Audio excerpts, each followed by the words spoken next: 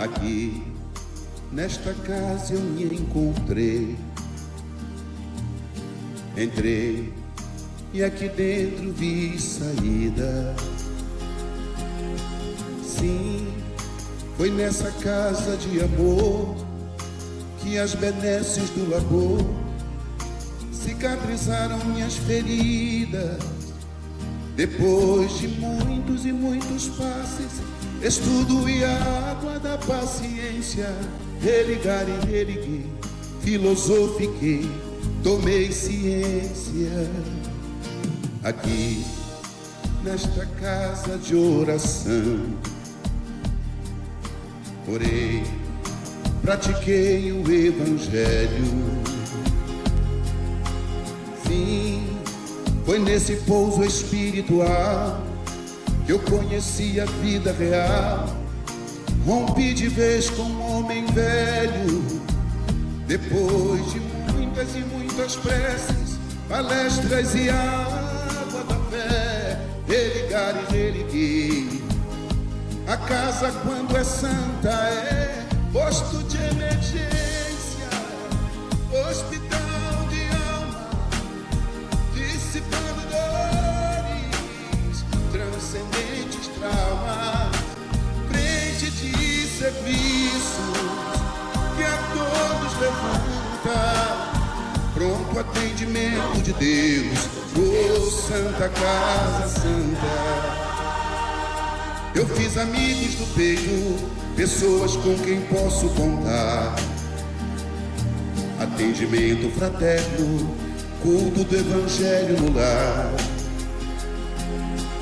Sim, nessa oficina de Jesus, chorei cantando quanta luz, com as vibrações desse lugar. Depois de muitas e muitas quedas, me fortalecendo na fé, religar e religuei. A casa, quando é santa, é posto de emergência, hospital de alma, dissipando dores, transcendentes traumas, frente de serviços que a todos levanta, pronto atendimento de Deus, oh Santa Casa Santa.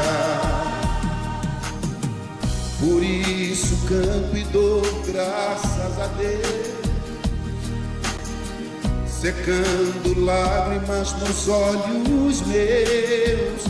Depois de muitas e muitas preces, palestras e água da fé, religar e religuei.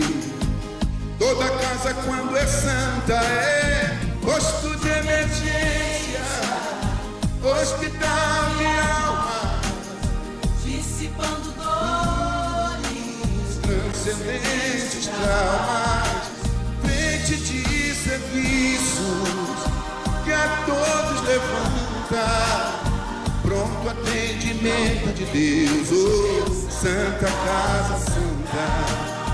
Posto de emergência, hospital de almas, dissipando dores, transcendentes traumas, frente de serviço que a todos levanta, pronto atendimento de Deus, Santa Casa Santa. Frente de serviços que a todos levanta, pronto atendimento de Deus, Santa Casa Santa.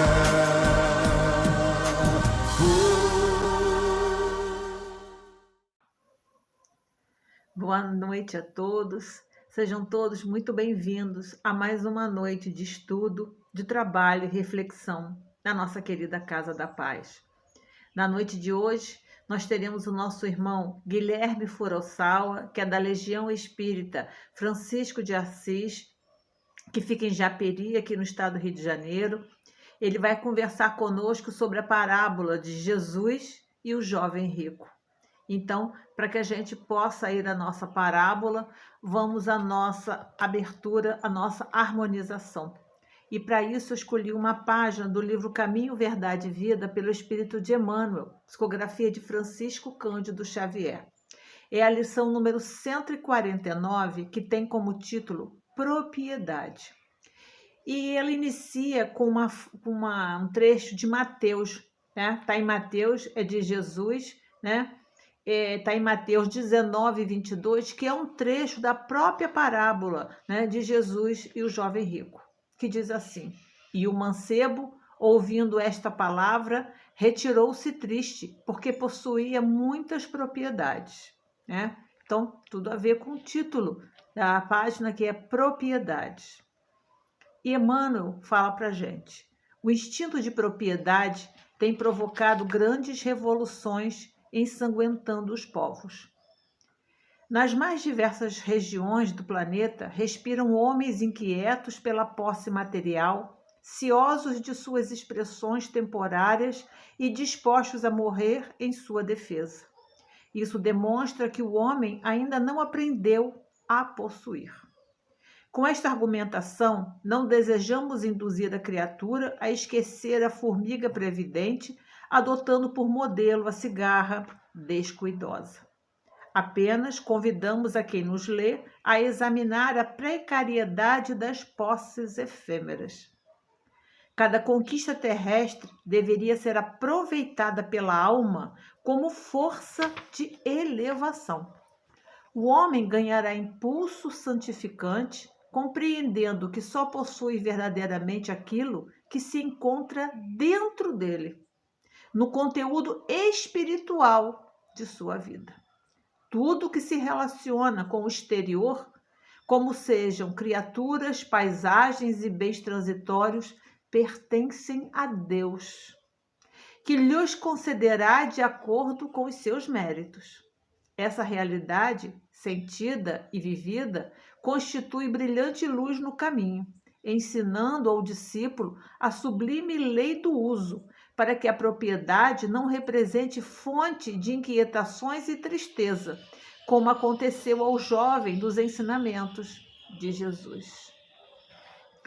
Vamos então elevar os nossos pensamentos. Aí eu convido a todos que queiram se juntar a nós, né?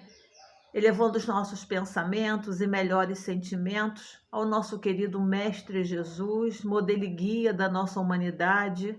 Jesus, irmão maior, te agradecemos infinitamente por momentos como esses na nossa jornada, que tem nos ajudado às nossas reflexões, aos nossos entendimentos, nos dado força na nossa caminhada. Que a sua luz, Mestre, envolva todos nós, envolva o nosso irmão Guilherme, que fará o estudo da noite de hoje, nos ajudando nas reflexões contidas nesses ensinamentos. Que a tua paz, Mestre, envolva todos, como te pedimos que envolva a nossa querida Casa da Paz, a envolvendo e a protegendo, que é esse porto seguro de nossas almas, essa grande oportunidade que todos nós temos de aqui estarmos reunidos em teu nome. E assim, Senhor, pedimos mais uma vez que continue conosco, nos iluminando hoje e sempre. Que assim seja, graças a Deus.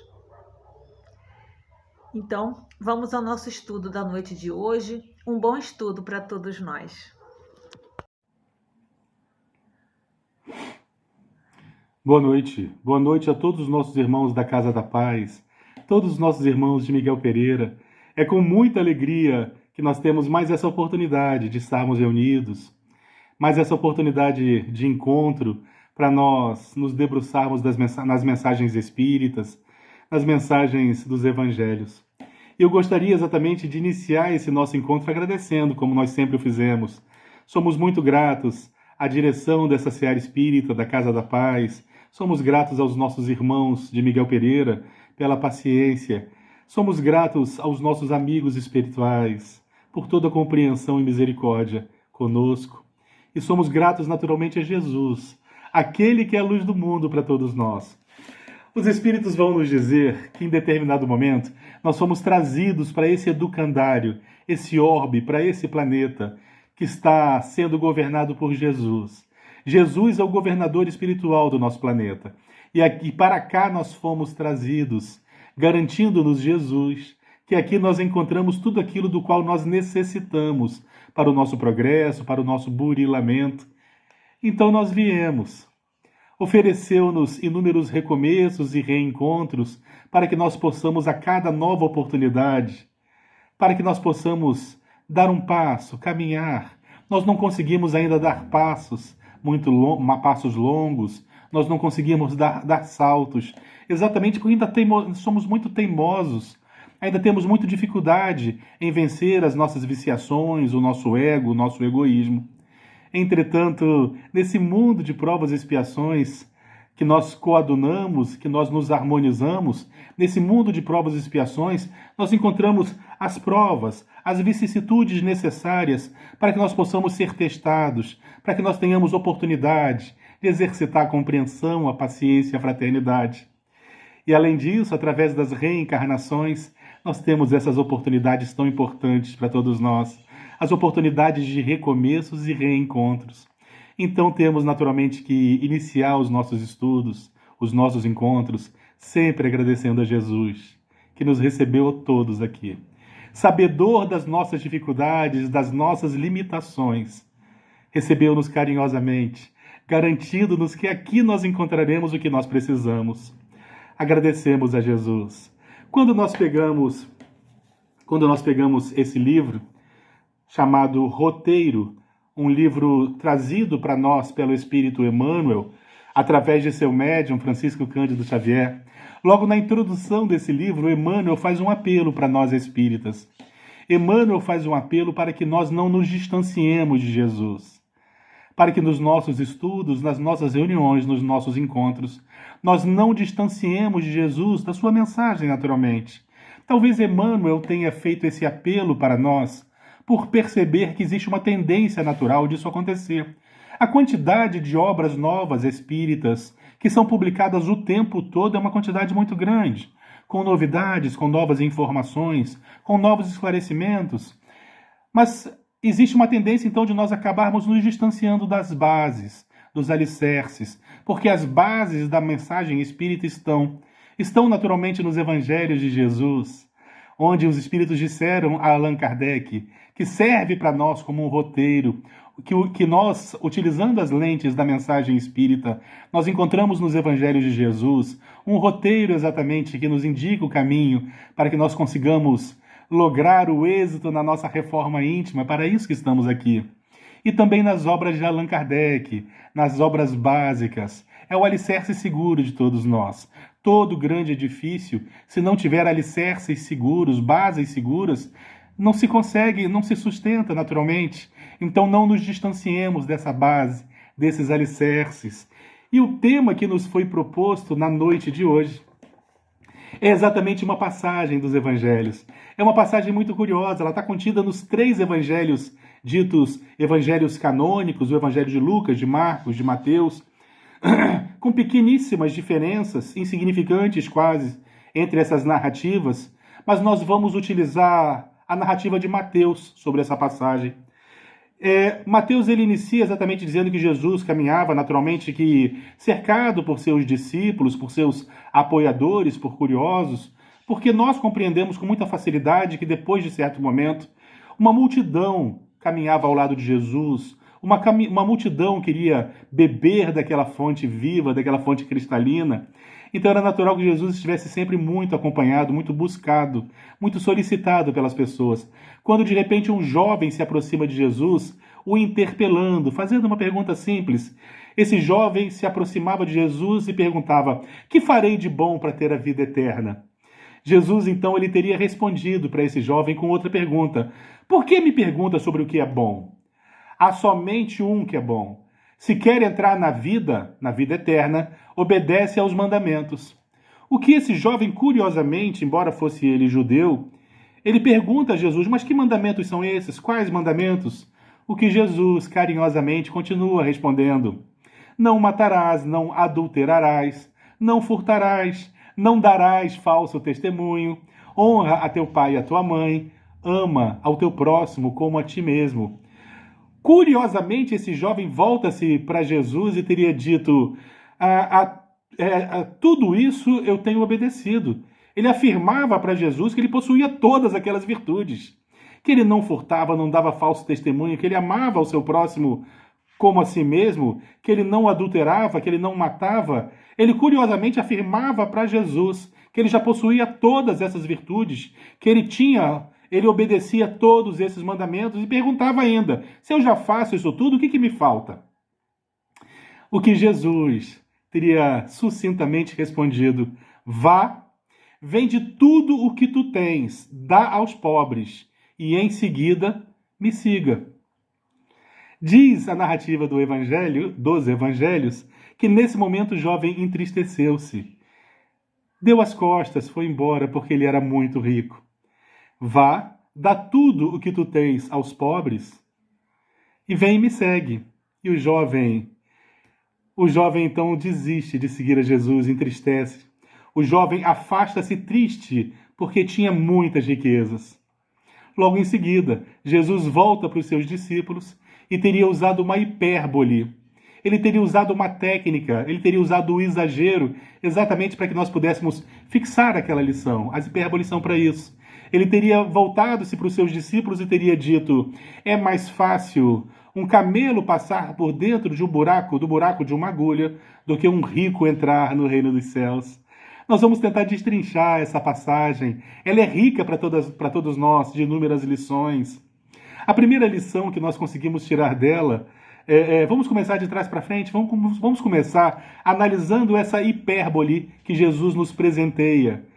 Jesus afirma que era mais fácil um camelo passar por dentro do buraco de uma agulha, uma pena não ter uma agulha aqui para mostrar, do que um rico entrar no reino dos céus. Diversos historiadores tentando compreender o que Jesus exatamente queria dizer, nós temos pelo menos 3 interpretações diferentes acerca dessa hipérbole.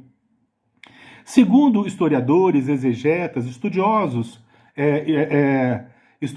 dos textos sagrados, essas pessoas afirmam que uma das possibilidades do que Jesus queria dizer é a seguinte: é que existia no Templo de Jerusalém, além da entrada principal, os portões eram imensos, que se abriam para que passassem multidões de pessoas, comerciantes, camelos, cavalos, procissões. Essas portas se fechavam durante a noite. E um comerciante que quisesse adentrar em Jerusalém tarde da noite, ele não podia adentrar pela porta principal. Ele tinha que entrar por uma porta secundária chamada Buraco da Agulha. Só que era uma porta estreita, exatamente para evitar salteadores. Essa porta era extremamente estreita. Então a pessoa que estivesse sobre um camelo tinha que descer da montaria e o camelo tinha que ser descarregado.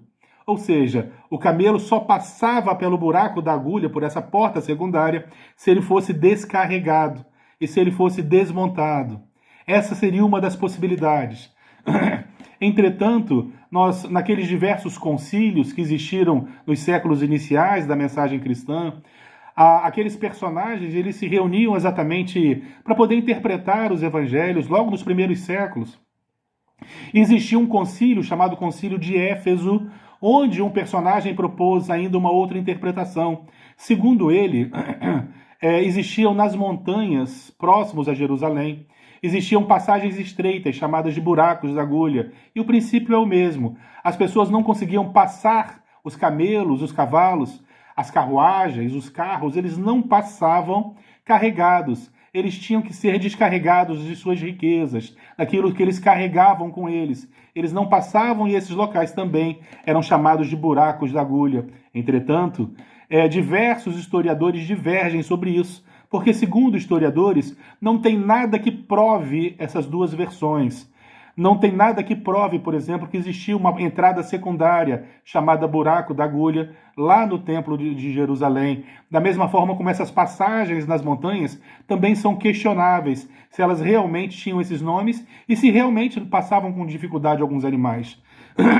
E nós temos também uma terceira versão, que é trazida para nós, inclusive, registrada no Evangelho segundo o Espiritismo, onde afirma que houve um erro de interpretação, um erro de tradução.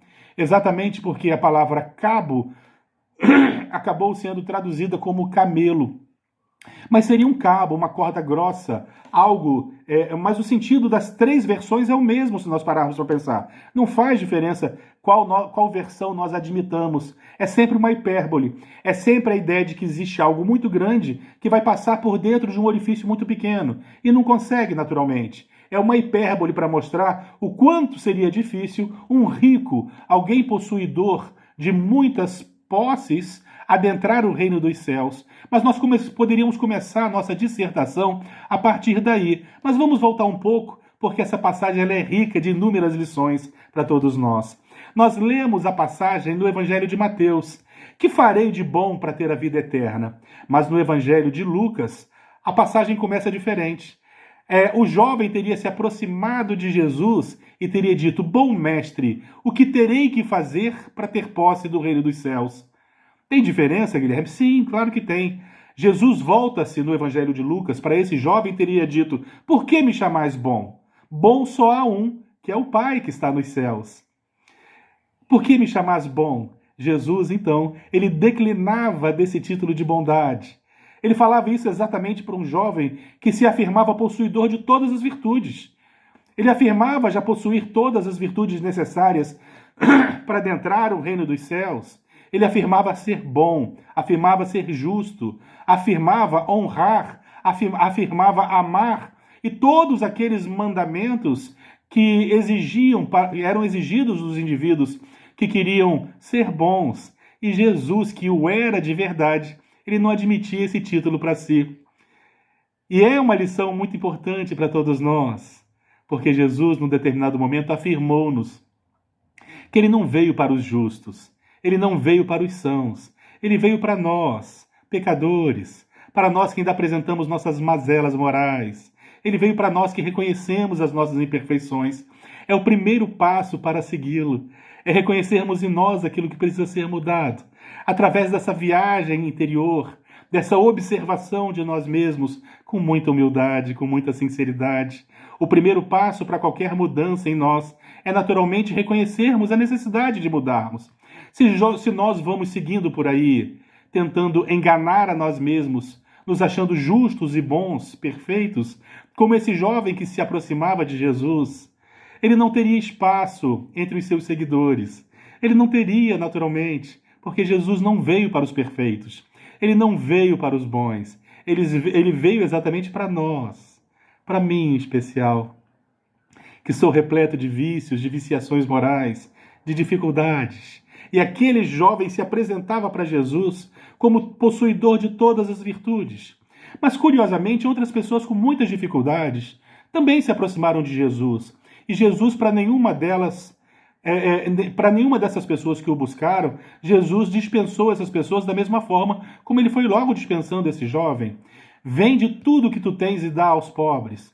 Ele não pede isso, por exemplo, para Zaqueu, que também era rico. Mas por que ele pede isso para esse jovem? Talvez fosse nisso também, tivesse nisso um pouco de caridade até.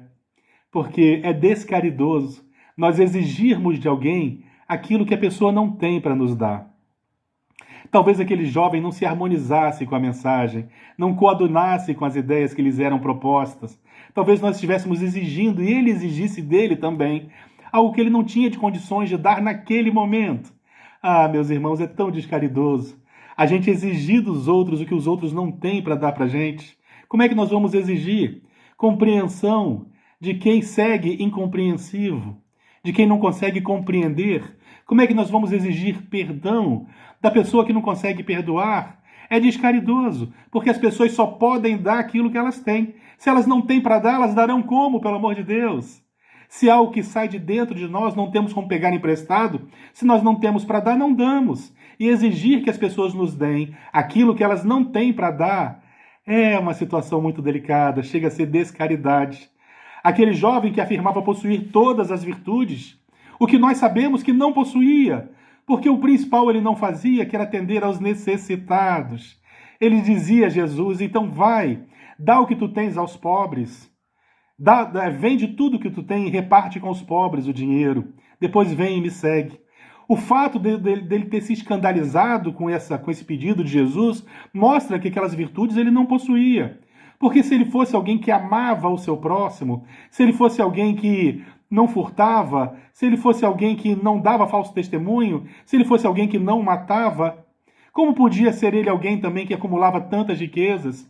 Porque como pode uma pessoa que acumula tantas riquezas afirmar que ama o seu próximo, caminhando ao lado da miséria, pelo amor de Deus? É inadmissível. Era natural que aquela pessoa não possuísse essas virtudes das quais afirmava, e Jesus dava um choque de realidade. Mas como assim, Guilherme? Eu não entendi. Quer dizer que os ricos não amam? Não, eu não disse isso, não.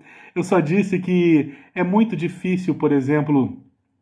É muito difícil, lembrando uma frase do próprio Jesus, onde ele diz que muito será cobrado a quem muito foi dado, é natural que aqueles que mais têm sejam aqueles que mais sejam cobrados a dar, que mais devam dar.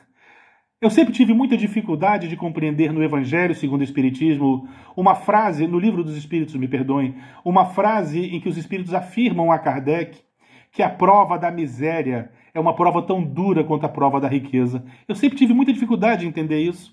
Como assim a prova da miséria é uma prova tão dura quanto a prova da riqueza?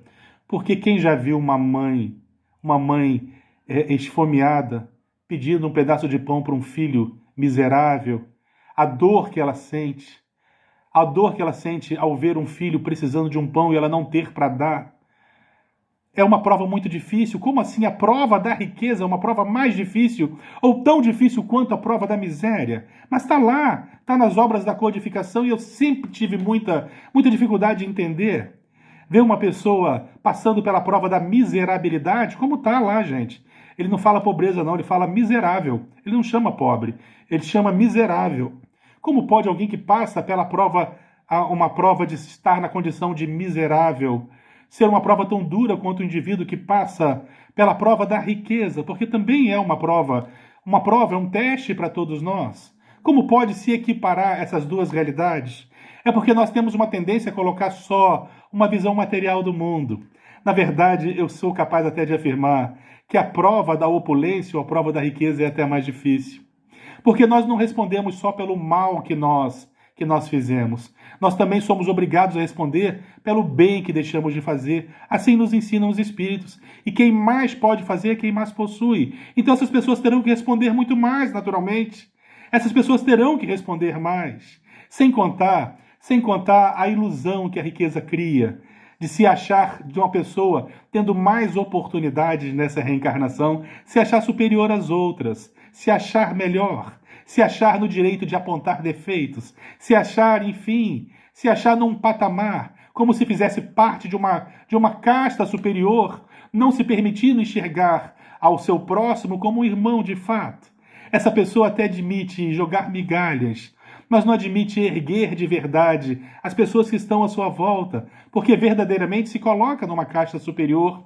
Então, quando nós começamos a olhar o espírito enquanto ser imortal, nós começamos a compreender que é verdadeiramente uma prova muito dura, porque ela ilude, ela gera essa ilusão de superioridade, ela mexe com a nossa vaidade, com o nosso ego. Jesus nos apresenta uma parábola muito curiosa sobre isso, quando ele fala sobre o rico e o Lázaro, mostrando exatamente essas realidades. Nós não podemos observar isso apenas no momento atual, apenas numa encarnação, mas quando nós olhamos para o ser imortal que nós somos, nós percebemos o quanto que essas provas são duras, e digo mais, elas estão ligadas. Quando nós pegamos as obras de Manuel Filomeno de Miranda, por exemplo, numa obra chamada Loucura e Obsessão, nós começamos a compreender a necessidade de passar por determinadas situações, a oportunidade da riqueza e a necessidade da miserabilidade de alguns espíritos. Porque somos espíritas, temos que olhar os problemas usando a ótica da mensagem espírita. Nós sabemos, por exemplo, do sofrimento, da humilhação, da injustiça sofrida por diversos irmãos que foram trazidos da África para o Brasil em meados do século XIX, para as lavouras de café, para as lavouras de cana no Nordeste brasileiro, na condição de escravizados, humilhados, desumanizados, quando de repente o espírito Manuel Filomeno de Miranda nos afirma que muitos desses personagens foram trazidos da corte francesa de Luís XV, eles que desencarnaram exatamente se achando especiais, acima das outras pessoas, se achando intocáveis, se achando deuses, que tinham de tudo do bom e do melhor sobrepujando, furtando, subtraindo do povo que mantinham esses monarcas nessa condição, que naquela corte as pessoas comiam do bom e do melhor, vestiam luxo, bebiam do que havia de melhor e mais caro, enquanto o povo que eles administravam viviam na miserabilidade. Esses espíritos optaram, então, como forma de se reeducarem, reencarnarem nessas condições, trazidos para o Brasil dessa forma, porque nós sabemos que, embora fosse tudo isso extremamente injusto, era injusto para nós. E nós devemos nos opor às injustiças, nos ensinam os Espíritos, mas devemos também compreender a necessidade delas. É assim que está nas obras da codificação, nas bases da mensagem espírita. Devemos nos opor sempre à injustiça, nos rebelar contra elas. Entretanto, compreendemos que ainda existe a necessidade dela.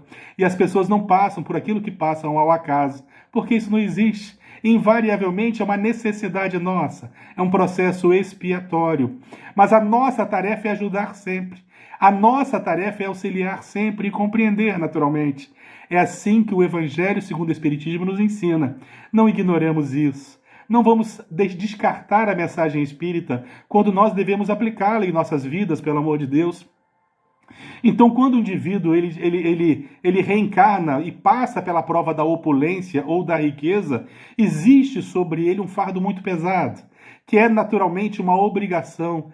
Tendo ele mais oportunidades de servir, tendo ele mais pessoas batendo a sua porta, existe também uma obrigação para que ele sirva mais, como ensina Jesus. Muito será cobrado a quem muito foi dado. Está nos evangelhos. E aquelas pessoas que passam temporariamente pela prova das dificuldades ou da miserabilidade, como está nos evangelhos e no livro dos Espíritos, essas pessoas estão passando por aquilo porque têm necessidade de passar, mas a nossa tarefa é auxiliá-las. Está lá, gente, está no Evangelho segundo o Espiritismo. A nossa tarefa é auxiliá-las. Porque, quem sabe, também, nós não deveríamos estar passando por aquilo que eles passam. Nós não sabemos quanto aqueles personagens nos foram caros no passado. Será que nós vamos cometer falta grave da ingratidão? Aproveitemos as oportunidades daqueles que batem à nossa porta. Se tivermos pães para distribuir, que distribuamos, pelo amor de Deus, porque estamos aqui para isso. E a mensagem espírita, ela descortina isso para nós. Ela nos dá exatamente a noção da verdadeira vida, a vida que é uma passagem. Nada aqui nos pertence. E eu tenho que falar agora aos ricos, aqueles que possuem. Possuem o quê? Nós não possuímos nada. A mensagem espírita é clara. Nós somos usufrutuários dos bens do mundo. Estão sob nossa tutela como empréstimos, mas não vão conosco. Como diz o jargão popular, caixão não tem gaveta. Se caixão não tem gaveta, o que vai conosco? As riquezas do mundo, os títulos. O ouro não vai, as joias não vão ficar aqui. Então, não tem por que eu ter isso tudo como algo extremamente importante, a ponto de eu abandonar amizades, a ponto de eu ignorar a dor alheia.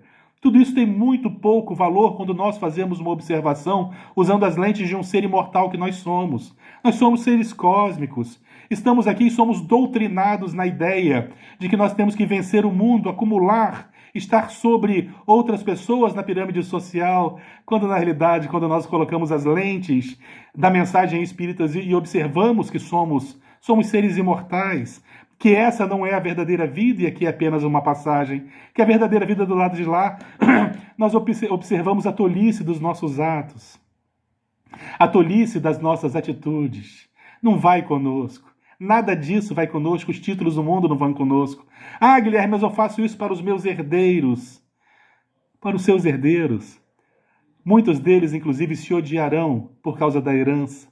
Para os seus herdeiros, eles também terão que lutar, porque o trabalho é uma lei. Terão que buscar e responderão pelas suas faltas, mesmo que nós deixemos tudo que nós pudermos deixar. Ainda assim, eles terão que responder pelos seus atos e terão de acordo com as suas necessidades, porque sejamos justos.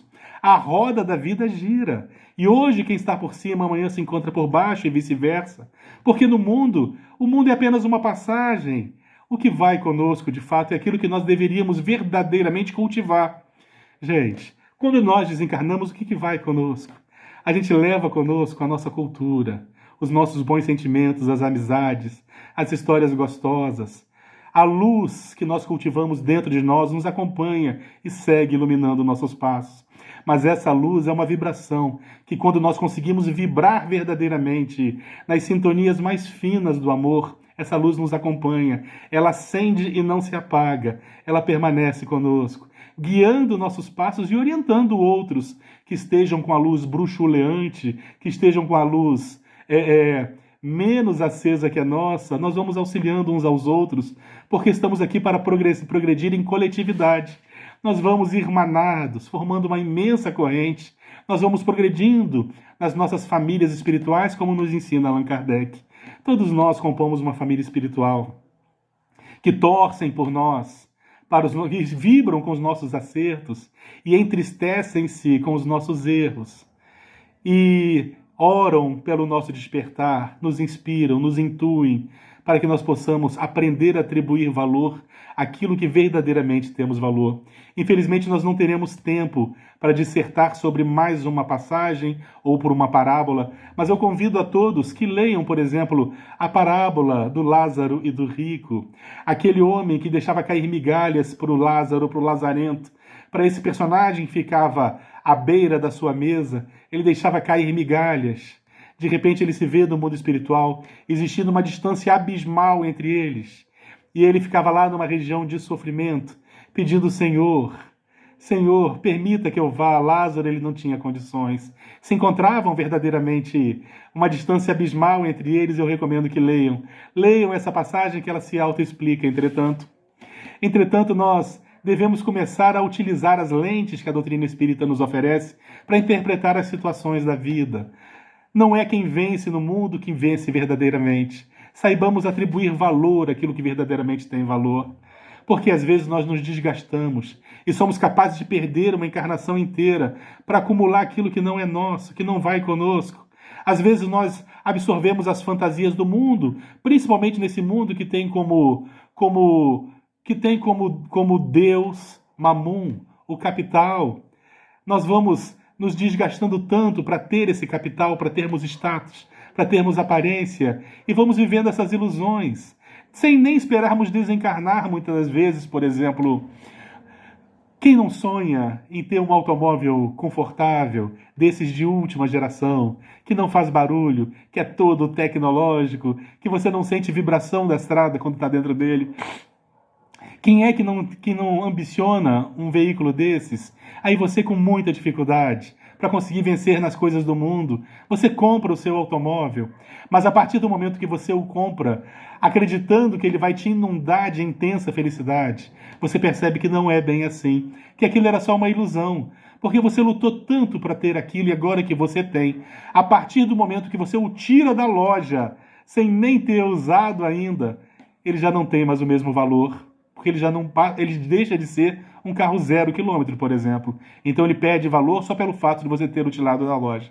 E tem mais um detalhe: você tendo um carro desses, você não pode parar em qualquer lugar. Agora você vai ter preocupação com estacionamentos. E mais, você tem medo da manutenção e dos riscos que um bem tão precioso corre. Então agora você vai ter o seguro, além dos impostos que nós somos obrigados a pagar para a manutenção das estradas, das rodovias. Nós agora temos também que pagar, por exemplo, para empresas privadas, para que nos garantam segurança. Nós temos a manutenção e nós sabemos que os carros mais legais, a manutenção não pode ser feita por qualquer mecânico. Então nós vamos vivendo tantos problemas, mas tantos problemas que aquele objeto que era para ser para nós motivo de muita felicidade, acaba sendo simplesmente motivo de status, porque as felicidades já não são tantas assim. Mas mesmo assim, nos sentimos muito bem e preenchidos, porque nós vivemos dessas aparências, desse status, por mais que outros veículos muito mais simples façam o mesmo trajeto e nos levem. Nós queremos mais, nós queremos aparentarmos-nos, porque nós estamos vivendo num momento assim. Nós estamos vivendo na era das redes sociais, em que as pessoas têm uma preocupação muito grande com as aparências, em aparentarmos ser aquilo que nós não somos. A nossa busca tem sido para fora, quando na realidade a nossa busca ela tinha que ser para dentro de nós mesmos. Meus irmãos, nesse capítulo das riquezas, vamos fazer uma reflexão. Convido a todos nós que façamos ainda essa noite. Vamos fazer uma reflexão sobre que riquezas são essas. Porque é importante nós discutirmos sobre isso. Porque Jesus nos alerta que onde nós colocamos, nós depositamos os nossos tesouros, as nossas riquezas, está junto o nosso coração. E às vezes nosso coração nós estamos gastando os nossos corações com coisas que não têm verdadeiramente tanto valor assim, que não é tão importante para nós, enquanto seres imortais. Relembrando Joana de Ângeles, numa mensagem recente, ela nos orientava afirmando que, ao final disso tudo, nós teremos a percepção de que tudo não passou de um instante. Tudo terá sido um instante, é muito fácil entender isso. Quando nós olhamos a imortalidade da alma, o que é um dia, uma noite, um mês, um ano, 80 anos ou uma centena de anos? Será tudo um instante. Somos seres imortais e cósmicos. Aproveitemos a oportunidade da reencarnação. Porque reencarnar não é tão simples. Nós, espíritas, temos o mau hábito de falarmos coisas do tipo: na próxima encarnação eu resolvo isso. Na próxima encarnação eu faço. Na próxima encarnação eu perdoo. Na próxima encarnação eu reconcilio. Na próxima encarnação eu faço dieta. Meus irmãos, não é tão simples assim. A gente tem a reencarnação como algo fácil. Sabemos que é uma lei, porque a lei é de amor. E novas oportunidades sempre nos serão dadas, mas cada instante é verdadeiramente muito importante. Não desperdicemos o tempo, pelo amor de Deus. Porque nós não temos garantias de que nós poderemos retornar. E digo mais, nós poderemos estar perdendo muito, mas muito, muito tempo. Nós temos um irmão daí da cidade de Miguel Pereira, já desencarnado. O nome dele era Felisberto Costa. O nome dele é Felisberto Costa. E ele costumava falar nas suas reencarnações da complexidade das reencarnações. Ele costumava falar nas suas palestras exatamente da complexidade das reencarnações. Porque a gente sai por aí dizendo que na próxima a gente resolve, como se fosse fácil reencarnar. E não é tão simples assim. Por exemplo, quando nós pegamos o livro Libertação, de André Luiz, nós encontramos lá uma mãe que espera secularmente a oportunidade de reencarnar com seu filho, o seu filho amado. Nós vamos encontrar situações muito delicadas, porque reencarnar tem que ser algo que aproveite ao máximo aquela oportunidade. Então nós reencarnamos no local exato que nós deveríamos, ao lado daquelas pessoas e no tempo certo. Porque não existe acaso quando nós falamos de reencarnação. Nós estamos ao lado exatamente daqueles de quem nós deveríamos estar. Algumas pessoas, às vezes desavisadas, costumam, não se percebendo em harmonia com os demais familiares, se questionam se elas realmente fazem parte daquela família ou se deveriam estar ali. Meus irmãos, na reencarnação não existe engano. Nós estamos sempre ao lado daqueles de quem nós deveríamos estar, no tempo certo, na ocasião exata. Todos nós teremos novas oportunidades, naturalmente, mas não desperdicemos não desperdicemos o nosso tempo. O tempo passa. Um belo dia nós olharemos para trás e perceberemos o quanto que nós perdemos de tempo. Então aproveitemos essa grande oportunidade. A hora é agora, o momento é agora. Nós não sabemos o quão difícil será um novo reencontro de todos nós, que temos esses comprometimentos, essas dívidas com o passado. Vamos aproveitar agora o que deve ser feito. Façamos hoje, façamos nesse momento, façamos agora. Vamos dar os nossos passos. Nós já sabemos o que deve ser feito.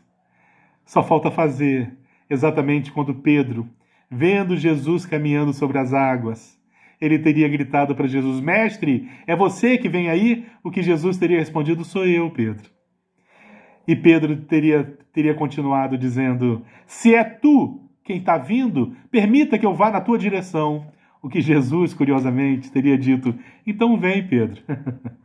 Pedro se debruçou da barca. Eu acredito que, com o auxílio de seus companheiros, Pedro deu um passo sobre as águas. Gente, isso é desafiador. Dar um passo sobre as águas desafia tantas leis da física, desafia a lei da gravidade, a densidade do líquido, a lei empuxo, lei de Bohr-Mariotti, tantas leis, mas curiosamente Pedro deu, segundo a narrativa dos evangelhos, Pedro teria dado um passo sobre as águas. Mas o pior não foi ter ele dado um passo sobre as águas, foi ter ele dado 2 passos. Porque então, após o primeiro, ele deu o segundo passo e permaneceu em pé sobre as águas. Curiosamente, nós não sabemos exatamente o motivo. Quando ele foi dar o terceiro passo, ele afundou. Na narrativa de um dos evangelhos, afirma que ele teria se assustado. Eu costumo dizer que, na verdade, não foi bem um susto com uma onda ou um vento. Talvez tenha caído a ficha. Talvez naquele momento Pedro ele tenha permitido que a ficha caísse e ele se tocou que ele estava caminhando sobre as águas. E tenha se assustado, porque eu me assustaria também. Mas quando ele foi dar o terceiro passo, então ele afunda. Jesus vai caminhando na sua direção, lhe estende a mão e pergunta: Pedro, por que duvidaste? E nós perguntamos também por que ele duvidou. Se ele deu o primeiro passo, viu que estava firme. Deu o segundo passo, viu que estava firme. Por que ele foi afundar exatamente no terceiro? Eu costumo brincar dizendo que se sou eu que estou ali dando esses passos sobre a água, se eu dei o primeiro, viu que estava firme, eu dou o segundo, vi e vejo que está firme, eu ia sair correndo na direção de Jesus e agarrar ele pela cintura.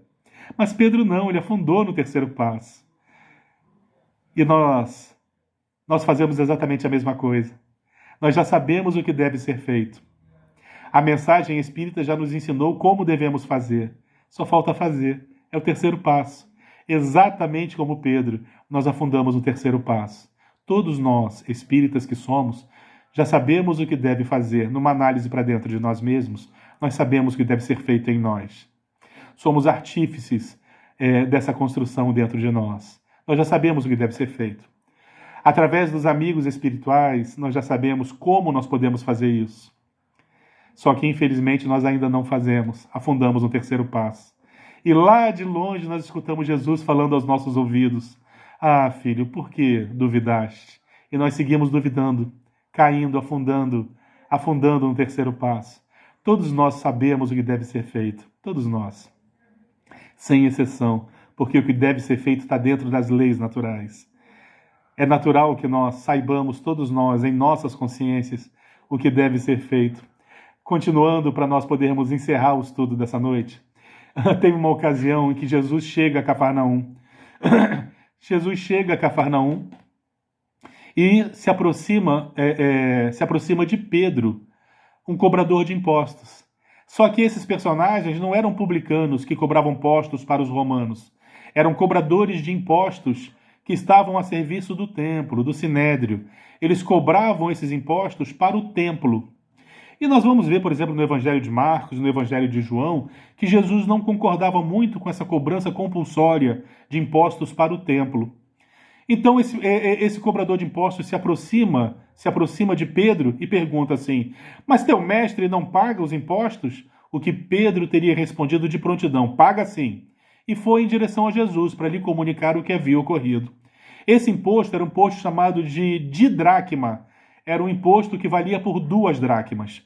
O didracma, ele era um imposto cobrado das pessoas exatamente para as cerimônias do templo, para a manutenção do templo.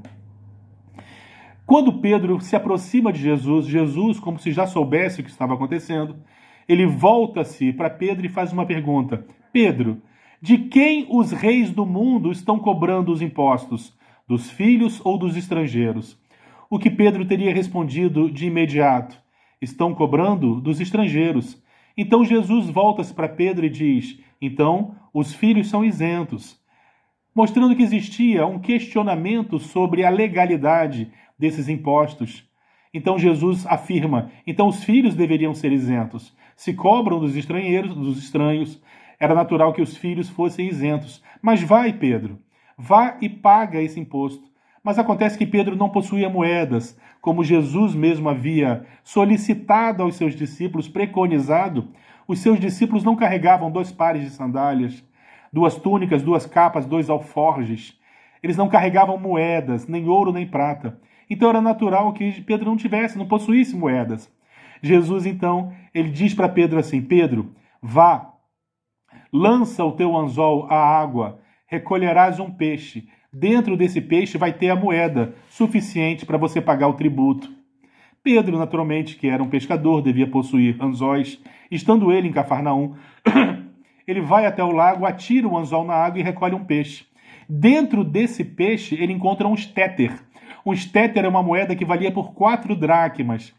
Era o suficiente para pagar os impostos referentes a ele, Pedro e a Jesus. Ele vai ao cobrador de impostos, então, e dá um estéter que valia por 4 dracmas. Estava pago o imposto chamado de dracma.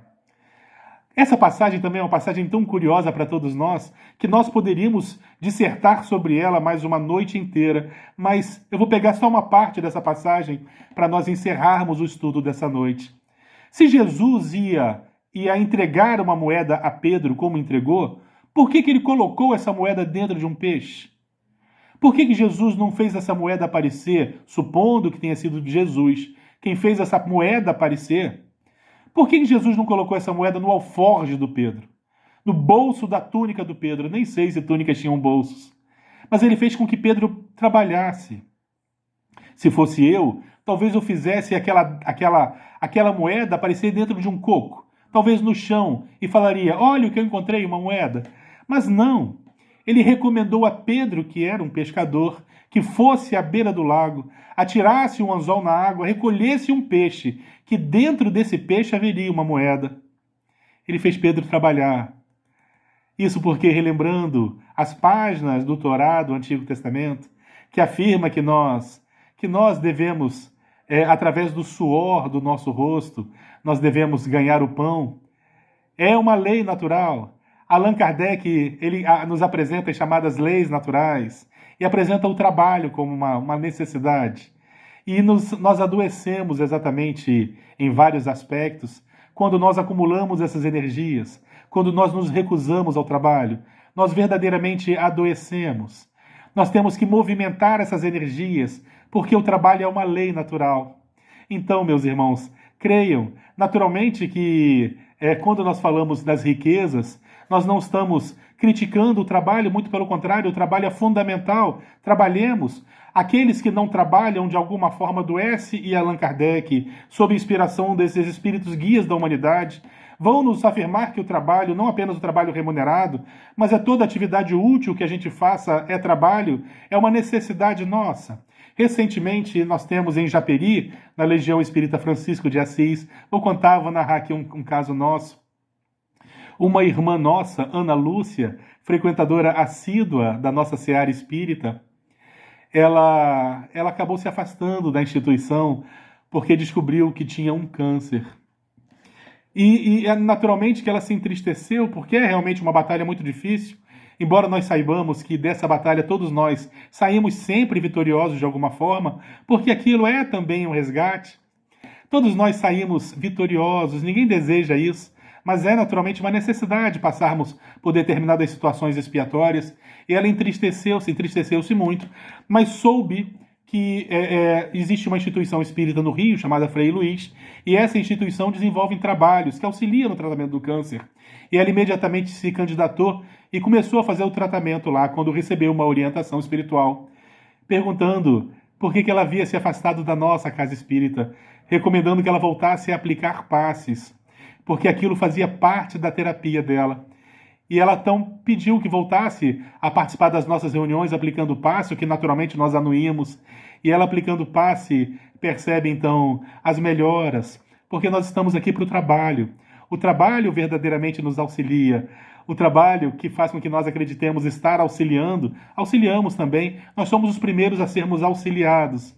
Então, quando nós deixamos de trabalhar, quando nós desanimamos, invariavelmente, a gente acaba adoecendo em múltiplos sentidos. O trabalho é uma lei e todos nós nascemos com aptidões para desenvolver algum tipo de trabalho. Meus irmãos, que a paz de Jesus permaneça conosco. E eu gostaria de convidá-los a todos, após esses momentos de reflexão sobre essa passagem do mancebo rico, que nós possamos orar em gratidão a Jesus por todas essas oportunidades.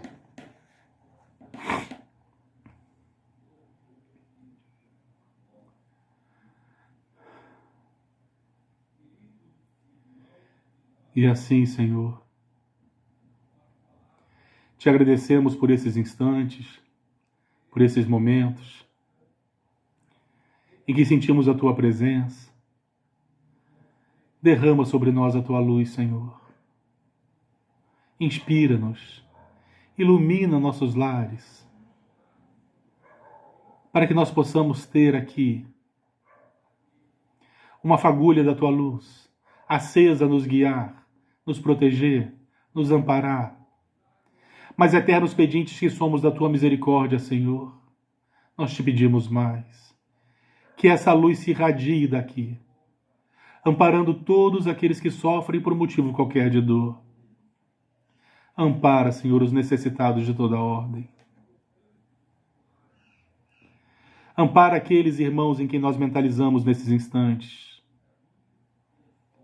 Amigos, nossos familiares, aqueles que não estão reunidos conosco nessa noite. Os leitos, aqueles que se encontram nos leitos hospitalares, nas encruzilhadas da vida, nas marquises, nas calçadas, na drogadição. Mas ampara principalmente, Senhor, os rancorosos, os odiosos e os vingativos, porque temos a certeza que são estes, exatamente estes, aqueles que mais necessitam de Ti e da Tua intervenção. Ampara, Senhor. Guia nossos passos, que nós possamos manter essa chama acesa em nossos corações, auxiliando-nos e auxiliando aqueles que nos buscam. Senhor, e assim, repletados de gratidão pela oportunidade desse encontro com os amigos espirituais, por todas as oportunidades que recebemos nesse educandário divino, primeiramente em nome de Deus, em Teu nome, Jesus, em nome de todos os nossos amigos espirituais, nós possamos encerrar o estudo da noite de hoje. Sê conosco, Senhor, e obrigado por tudo. Meus irmãos, que a paz de Jesus permaneça entre nós.